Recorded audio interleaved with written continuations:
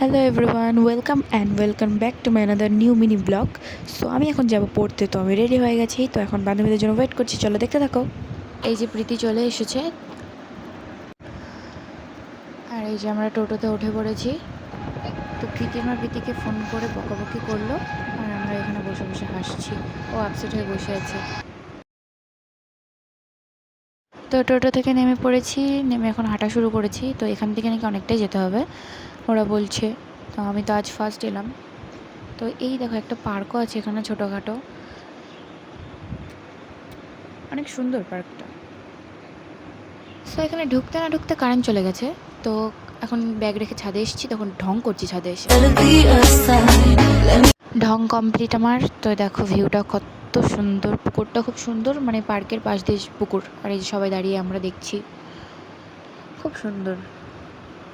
এই দেখো গাইস, এখানে প্রেম চলছে, নিব্বা নিব্বি প্রেম। এখন প্রীতি বলছে যদি একটু স্নান করতে পারতাম পুকুরে, তাই ভাবছি ওকে ফেলে দেবো।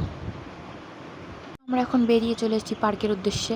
তো এখন আমরা পাঁচিল টপকানোর চেষ্টা করছি, যাই হোক পাঁচিল না এটা। তো দেখো প্রীতি বাহুবলীর দ্বারাই হয়নি, এবার আমার পালা।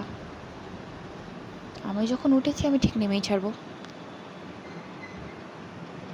তো এবার আমি নেমে গেছি। এই যে আমি দোলনা চড়তে শুরু করে দিয়েছি নেমে। একজন আমাদের এসে বললো পার্ক থেকে বেরিয়ে যেতে, তো অন্ধকার হয়ে গেছে, পার্কে কেউ নেই। তো আমরা এই যে বেরিয়ে গেছি বাড়ির উদ্দেশ্যে। পুরো রানাঘাটে লোডশেডিং চলছে, পুরোটাই অন্ধকার পুরো। তো ফ্ল্যাশ জ্বালিয়ে এগিয়ে যাচ্ছি।